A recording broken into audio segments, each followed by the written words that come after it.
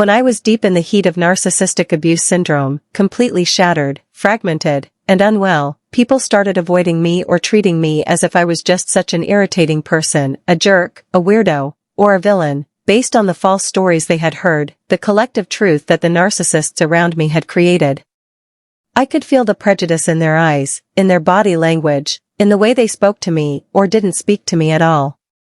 It was like I was a marked person, an outcast, defined by these distorted tales that made me unworthy in their eyes. The worst part was that my exhausted, unbalanced self only added fuel to the fire. I could see how the state I was in confirmed these false truths they had been fed. The more I became unwell, the more they felt righteous and justified in their treatment of me. They felt entitled to talk behind my back, to share these distorted stories, because, in their eyes, I deserved it. This is what deep narcissistic abuse does. It creates a complete inversion and distortion of reality, one where everything you know about yourself is turned on its head. It's like drowning in a sea of falsehoods, and as you're surrounded by these stories and reactions from others, you start to internalize them, your own broken self becoming an echo of the narratives being told about you. This is the danger of narcissistic abuse. Your belief system starts to change against yourself, and eventually, this leads to the actual transformation of who you are, turning you into the very thing the narcissists want you to be. The weight of their lies and the feedback loop of their reactions push you deeper into self-doubt, self-hatred, and ultimately, self-destruction. They avoid you, or worse, treat you like a villain, based on their collective stories. They feel good and righteous, justified in turning their backs on you, and their judgments feel like truth. They can't see beyond the distorted reality they've been shown, and that's what keeps the cycle going. The only thing that's left in that reality is your total subjugation and your complete loss of self. It's a false belief that the truth will always come out, a saying that perpetuates a passive acceptance of the lies, leaving everything in the hands of godlike manipulators. The truth, if it ever does come out, will be after the damage is done, too late to heal the wounds, too late to restore the time lost, too late to erase the pain that was endured. I couldn't understand why I was being rejected, why I felt like I had become a leper, someone people instinctively steered clear of. It was as if I carried an invisible aura of toxicity, something that made me criminal, unworthy, and untouchable. This rejection fueled my depression, deepened my sense of isolation, and trapped me in an ever-growing spiral of shame and humiliation. In that moment, I couldn't change anything. I was caught in the lie, unable to see a way out of it.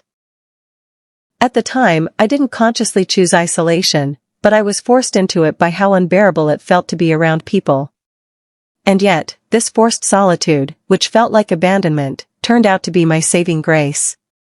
Being alone gave me the space to reconnect with myself, to stop seeking external validation, and finally start looking inward.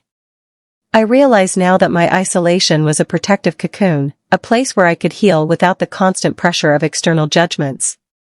It was there, in that space of seclusion, that I began to rediscover my true self, free from the toxic feedback loop that had kept me trapped.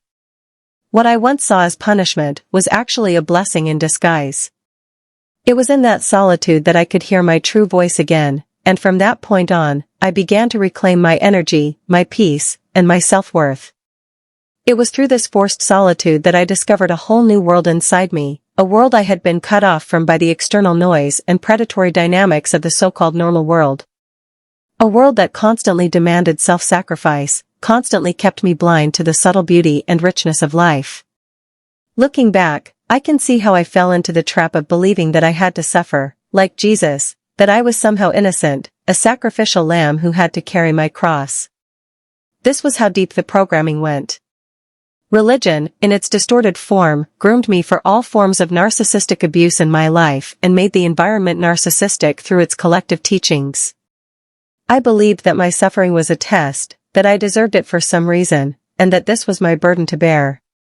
This idea kept me open to scapegoating, making me vulnerable to manipulation and exploitation.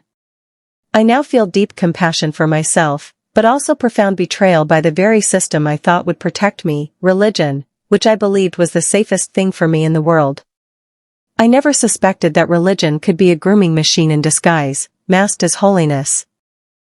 The avoidance I experienced was painful, yes, but it forced me into the kind of space where healing could happen. It gave me the distance to break free from the parasitic energy that had been draining me. Now, I realize that my isolation was a powerful, protective cocoon, leading me to a place where I could finally embrace my own essence and begin to heal in ways I never thought possible. The truth is, the world will rarely see you as you truly are while you're trapped in these systems of manipulation and false narratives. But when you step away from that world, when you isolate yourself from the false feedback and reconnect with your true self, that's when you can finally start to reclaim your power. The freedom you begin to cultivate remains yours as long as you stay connected to your intuition, shielded from the toxic world, and in no contact with its predatory feedback.